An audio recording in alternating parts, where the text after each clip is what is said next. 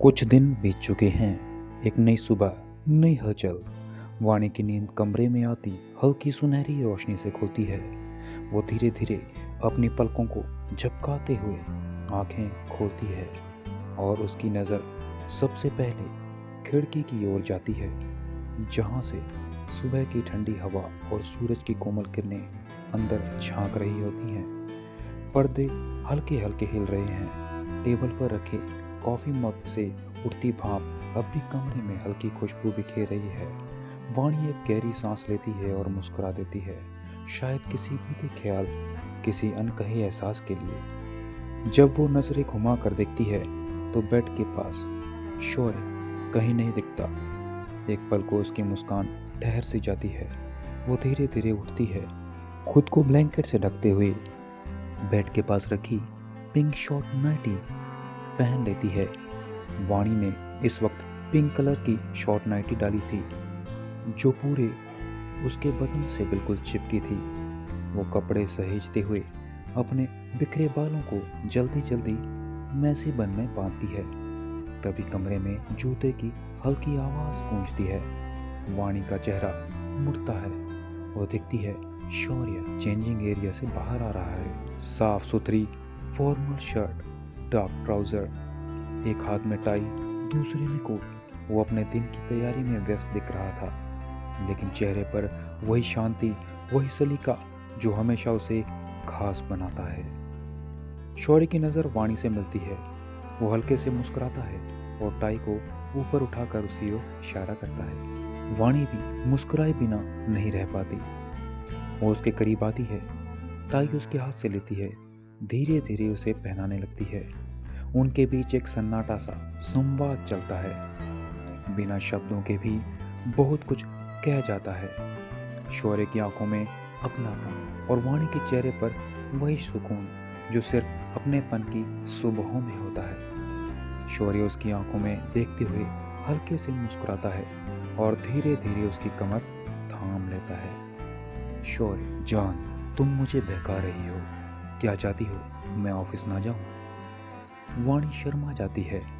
वाणी की खुद पर नजर जाती है। उसकी नाइटी काफी डीप थी, जिससे उसके साफ साफ क्लीवेज दिख रहे थे। वो ये देख शर्मा सी गई। वो हल्के गुस्से से उसे पीछे ढकेलती है। वाणी कहती है, कोई ज़रूरत नहीं है ऐसी बातों की, ऑफिस चाहिए चुपचाप। शौर्य उसके कानों पर बिखरे बालों को पीछे करता है। शौर्य मुस्कुराते हुए जवाब देता है, पर जान, तुम तो सोचने पर मजबूर कर रही हो। कसूर तुम्हारा ही है। वाणी उसकी पलकों पर हाथ रखती है। वाणी धीरे से कहती है, मेरा नहीं, इनका कसूर है। बंद रखिए इन्हें और मुझे काम करने दीजिए। इतना बोल वाणी वापस से टाई बांधने लगती है, तो शौर्य आंखें बंद किए ही मुस्कुरा देता है। फिर कुछ सोच शरारत करते हुए वो अपने हाथों की उंगलियां धीरे धीरे वाणी की कमर पे घुमाने लगता है, और घुमाते हुए जैसे ही ऊपर आने को होता है कि वाणी उस एहसास के कारण बेकाबू हुए जा रही थी। उसकी सांसें गहरी और धड़कनें बेकाबू हुए जा रही थी। वो अपने कमर को हल्का झटकने की कोशिश करते हुए थोड़ा ऊपर होने को होती है, तो शौर्य शरारत से कहता है, क्या हुआ जान, तुम रुक क्यों गई? देखो, अब तो मैंने अपनी आंखें तक बंद रखी हैं। अब तो मेरी आंखों का भी कसूर नहीं है। वाणी शौर्य के बंद आंखों को घूरती है और फिर खुद का ही सिर पीट लेती है। शौर्य सच में अब काफी तंग करने लगा था, और हर बार कोई नई बहाने से। इसीलिए वो जल्दी से टाई बांध अपना काम खत्म करने का सोचती है। शौर्य अपनी शरारतें जारी रखते हुए कभी वाणी के गर्दन को प्यार से सहलाता, तो कभी कानों के पास अपनी गर्म सांसें छोड़ उसे बेकाबू करता, तो कभी उसे कंधे को चूमता हुआ, कभी गालों पर अपने होंठ रखता है।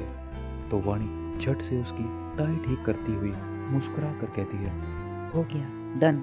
अब जाइए ऑफिस, बाय। शौर्य उसकी बात सुनकर हल्की मुस्कान के साथ अपनी आंखें खोलता है। फिर एक नज़र अपनी टाई पर डालता है और फिर उस मुस्कान की वजह वाणी पर। जैसे ही वाणी मुड़कर जाने लगती है, वो उसे अपनी बाहों में कसकर रोक लेता है और मासूमियत भरे अंदाज में कहता है, ऐसे कैसे रूखे सूखे बाय? जान, अच्छे से बाय तो कहो ना। शौर्य की आंखों में वो मासूम चमक, वो शरारत देखकर वाणी उसे घूरती है और धीमे से कहती है, जितना अच्छे से बाई होता है उसका हिसाब आप पहले ही ले चुके हैं, इसीलिए अब चाहिए। अच्छे से बाई मिलने से तो रहा अब। वो खुद को उसकी पकड़ से छुड़ाने की कोशिश करती है, लेकिन शौर्य की बाहें उसे और कसकर थाम लेती हैं। उसकी आवाज़ में अब और गहराई है, जो किसी अपने को खोने के डर से आती है। ऐसे कैसे जान? शौर्य और बुराई अगर किसी चीज़ को चाहता है तो उसे हासिल करके ही रहता है। अब ये बाय अच्छा वाला चाहिए मुझे, चाहे तुम दो या मैं खुद ले लूं। कहते ही वो उसके होठों पर अपनी होठ रख देता है। ना जबरदस्ती ना जल्दबाजी, बस जैसे कोई अपना पल थाम लेना चाहता हो जो फिर लौट कर ना आए। लेकिन अगले ही पल वाणी उसकी उस चाहत को रोकती है और उसके होठों को हल्के से दर्द भरी बाइट के साथ जवाब देती है, जैसे कहना चाहती हो, प्यार अगर हक से पाओ तो खूबसूरत होता है, जिद से नहीं। जिससे शौर्य की हल्की सी सांसें थम जाती हैं, उसकी आह निकल जाती है। वो थोड़ा सा दूर हटता है, एक पल को वाणी को देखता है और उसकी आंखों में उतरकर हल्की सी मुस्कान के साथ फिर से उसके होठों पर अपना कब्जा जमा लेता है। वाणी अब शौर्य के आगे हार मान चुकी थी। वो जानती थी इस इंसान से कभी नहीं जीत सकती। उसके हर स्पर्श, हर सांस में बस एक सच्चा अपनापन था, जिसे नकारना अब उसके बस की बात नहीं रही। वो भी शौर्य के प्यार की उस गर्माहट में खोने को होती है कि तभी कमरे के बाहर से दरवाज़ा खुलने की आहट आती है। आवाज़ सुनते ही वाणी घबरा जाती है। वो जल्दी से शौर्य को खुद से दूर करने की कोशिश करती है, पर शौर्य जैसे किसी अपने पल को खोना ही नहीं चाहता था, उसने उसे और कसकर थाम लिया। वाणी झट से उसके होठों को तेज बाइट करती है। दर्द से हल्का सा कराह उठता है शौर्य, और उसी पल वो उसकी बाहों से खुद को छुड़ा लेती है। तभी कमरे का दरवाज़ा खुलता है। ईशान तेजी से अंदर आता हुआ कहता है, भाभी, वी आर गेटिंग लेट। वाणी उसे अचानक कमरे में यूं आता देख घबरा जाती है। वो जल्दी से शौर्य के पीछे छिप जाती है। उसकी आवाज़ कांपती है, पर वो ईशान को रोकने की कोशिश करती है।